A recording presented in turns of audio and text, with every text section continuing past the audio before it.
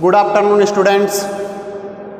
हम class 11th का first chapter complete कर चुके हैं, जिसमें हमने एग्रीकल्चर के जो भारतीय कृषि है उसके इतिहास के बारे में जाना था। क्लियर, इतिहास के बारे में पढ़ा था। भारतीय कृषि की कौन कौन सी शाखाएं हैं उसके बारे में सब डिटेल से अध्ययन किया था, और भारतीय कृषि का महत्व पढ़ा था उसमें हमने पूरा। क्लियर था। एंड जो लास्ट पॉइंट थे वो थे उसमें स्कोप्स, यानी कि किस किस क्षेत्र में उसका उपयोग करते हैं। क्लियर है। एंड जो नेक्स्ट चैप्टर है वो है सोइल, यानी थर्ड चैप्टर ले रहे हैं अपन। क्लियर है। तो सोइल है ना, इसके सोइल के बारे में बताता हूँ थोड़ा सा, यानी पहले भी डिस्कस किया है मैंने। तो सोइल है ना, इसका पूर्णतः अध्ययन करते हैं हम सोइल साइंस के अंतर्गत।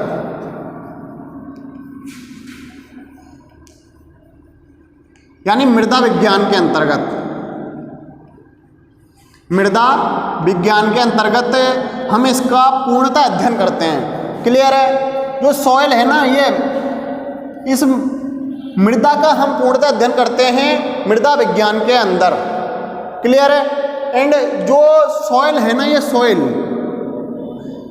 जो सॉइल साइंस के अंतर्गत है वो हम अलग अलग पढ़ते हैं। जैसे soil science, father of soil science कौन से हैं? Father of soil science B Dokuchaev. And जो इसके सॉइल साइंस के टाइप्स हैं, दो टाइप्स की होती है, पेडोलॉजी एंड डेफोलॉजी, वो आगे सॉइल साइंस में पढ़ते हैं हम। क्लियर है। तो यहाँ पे है इसके बारे में, सॉइल के बारे में जानते हैं हम थोड़ा सा। जो सॉइल वर्ड है ना, ये लिया गया है लैटिन भाषा से।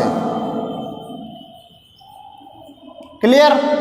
जो लैटिन भाषा से लिया गया है, जो सोलम से बना हुआ है, सोलम, जिसका मीनिंग होता है फ्लोर, यानी फर्श। सुनो, जो पृथ्वी का ऊपरी भाग रहता है ना, जो पृथ्वी की अपर सरफेस, जो ऊपरी सतह रहती है, जो ठोस पदार्थ यानी ठोस पपड़ी रहती है, उसको ही हमने एक तरीके से सॉइल बोला है, यानी मृदा बोला है। क्लियर है। एंड इसमें जो सॉइल को परिभाषित किया था उसमें अलग अलग वैज्ञानिक हुए थे।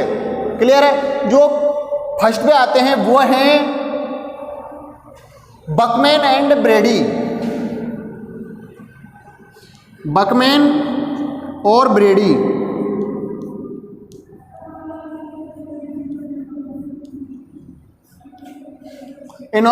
बकमैन और ब्रेडी ने 1984 के अंतर्गत सॉइल के बारे में बताया था। इन्होंने इसको एक नेचुरल पिंड बोला, यानी इन्होंने इसको एक प्राकृतिक पिंड बोला था।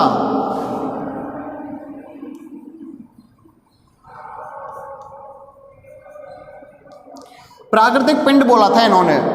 क्लियर है। यानी जो सॉइल है ना, इसको इन्होंने प्राकृतिक पिंड बोला था। क्लियर। जो बकमैन एंड ब्रेडी ने बोला था वो था, यानी मृदा वो है प्राकृतिक पिंड है, यानी एक नेचुरल बॉडी है। जो सॉइल है ना, मृदा है, ये एक नेचुरल बॉडी है। क्लियर।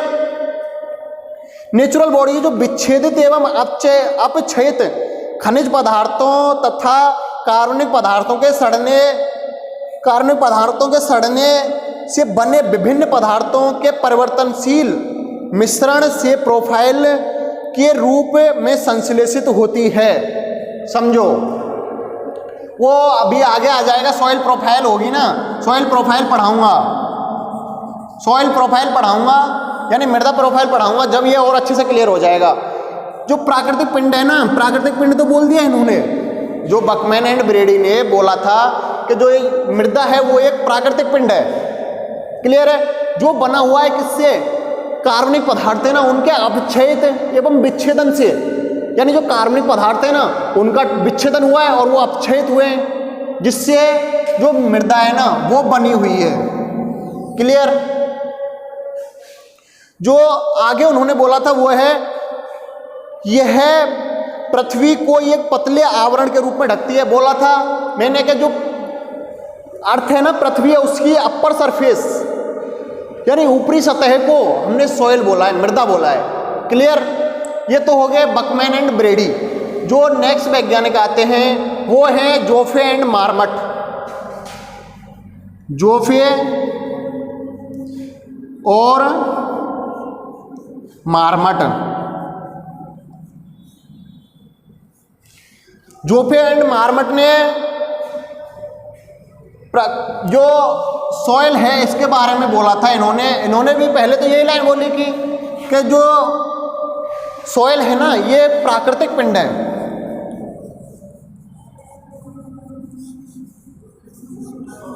प्राकृतिक पिंड है। क्लियर? जो सॉइल है इन्होंने भी बोला था प्राकृतिक पिंड है, लेकिन इन्होंने अलग तरीके से परिभाषित किया था इसको। वो देखते हैं कैसे।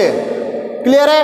यानी जो मृदा ये एक प्राकृतिक पिंड है जो प्राकृतिक पदार्थों पर प्राकृतिक बलों के प्रभाव से विकसित हुई है। यानी जो प्राकृतिक पिंड तो इन्होंने तो बोल दिया था, इन्होंने तो बोला था जो ऑर्गेनिक मैटर यानी कि कार्बनिक पदार्थ है ना, उनके अपक्षय एवं विच्छेदन से जो बनता है, जो बनी है, यानी कि जो ठोस पदार्थ बना है वो सॉइल के यानी अर्थ के ऊपरी सतह पे जमा हो गया, उसको इन्होंने सॉइल बोला। क्लियर है? यानी ऊपरी सतह, पृथ्वी की ऊपरी सतह को इन्होंने सॉइल बोला। क्लियर? एंड जो जोफे एंड मार्मट ने बोला वो है जो प्राकृतिक पदार्थ है ना, नेचुरल मैटर है, नेचुरल मैटर्स है।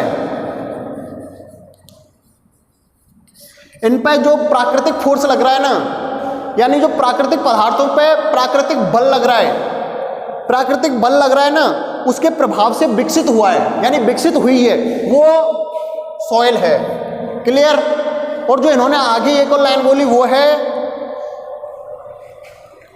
कि प्राय भिन्न गहराइयों के खनिज एवं कार्बनिक अवयवों के संस्तर के अनुसार इसे भेद किए जा सकते हैं। यानी जो अभी बताया था मैंने सॉइल प्रोफाइल, यानी तो ये प्राकृतिक पिंड है ना, प्राकृतिक पिंड है और ये प्राकृतिक पदार्थ। क्लियर? यानी जो प्राकृतिक पिंड होगा ना, यानी प्राकृतिक पिंड में ऐसे हम उसमें नीचे की ओर गहराई में खुदाई करते हैं अर्थ में।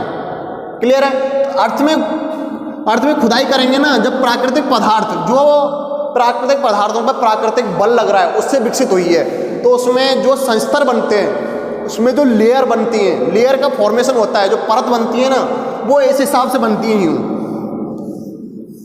क्लियर है? इसको ही सॉइल प्रोफाइल बोला जो आगे पढ़ाऊंगा। क्लियर है? जो ये संस्तर यानी जो ये लेयर बन रही है ना, ये लेयर बन रही हैं, इनको हम अलग से अध्ययन कर सकते हैं, जो हम आंखों से देख सकते हैं, यही सॉइल है। क्लियर? जोफे और मार्मट वाला देख लिया हमने, एंड बकमैन एंड ब्रेडी वाला, दोनों ने के सॉइल के बारे में क्या परिभाषा दी, सॉइल को किस हिसाब से यानी मृदा को किस हिसाब से परिभाषित किया है। क्लियर है? जो आगे आता है वो है सॉइल कंपोजिशन, यानी कि जो मृदा का संगठन है ना, यानी मृदा किस किस से मिलके बनी हुई है, वो डिस्कस करते हैं। जो मृदा का नेक्स्ट पॉइंट आता है वो है मृदा संगठन, यानी सॉइल कंपोजिशन, यानी किस जो मृदा है ना, मृदा में क्या क्या चीज पाई जा रही है, मृदा किस किस से मिलके बनी हुई है। क्लियर है? जो मृदा में पाई जाती है वो ठोस, द्रव, गैस तीनों अवस्थाएं पाई जाती हैं। क्लियर? एंड जो पौधों के लिए जो मेन वो है ठोस एवं द्रव, जो ये महत्वपूर्ण है। क्लियर? जो सॉइल में पाई जाती है वो है सबसे मेन, वो एक चक्र के माध्यम से देखते हैं।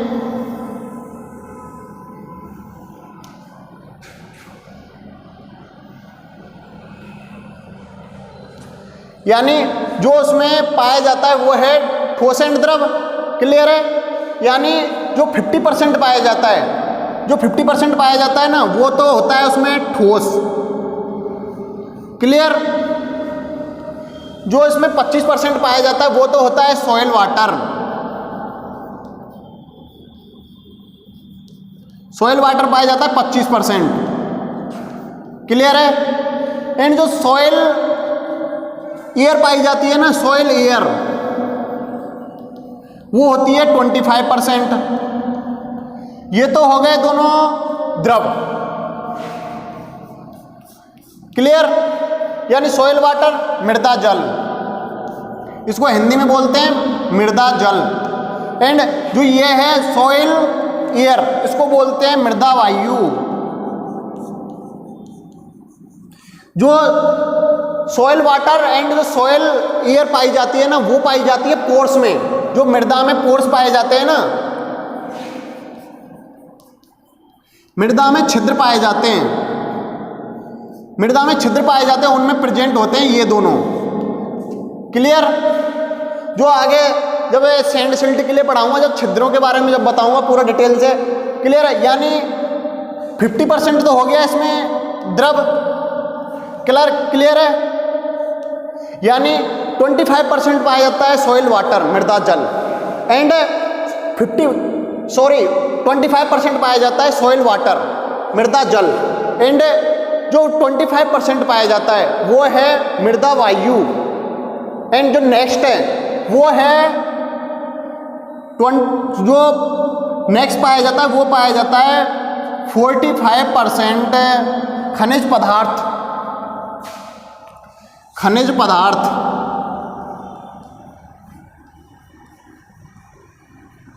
क्लियर? जो 45% पाए जाते हैं वो हैं खनिज पदार्थ, और जो 5% में पाए जाते हैं ना वो हैं जीवाश्म पदार्थ। जीवाश्म पदार्थ 5%। इसमें ऑर्गेनिक मैटर भी हो सकता है, ह्यूमस वगैरह के रूप में पाए जाते हैं। जो ये खनिज पदार्थ एवं जीवाश्म पदार्थ होता है, ये होता है ठोस। क्लियर है? यानी 50-50% पाया जाता है द्रव एंड ठोस, लिक्विड एंड सॉलिड। क्लियर? जो मृदा का कंपोजिशन होता है, मृदा के संगठन होता है, उसमें 3 अवस्थाएं पाई जाती हैं मेनली, यानी ठोस, द्रव और गैस। जो पादपों की दृष्टि से जो मेन जो अवस्था है वो है ठोस और द्रव। क्लियर है? जो मृदा का संगठन है, उसमें जो ठोस में पाई जाती हैं वो तो हैं खनिज पदार्थ 45%। क्लियर? ये डाटा याद रखना। जो 25% पाया जा रहा है, 45% पाया जा रहा है, ये सब डाटा याद रखना। ये जेट कभी कभी उसमें पूछ लेते हैं, बोर्ड में आ जाता है। क्लियर है? तो जो ठोस में पाया जाता है वो 50% पाया जाता है। 50% में से जो 45% रहता है वो रहता है खनिज पदार्थ। क्लियर?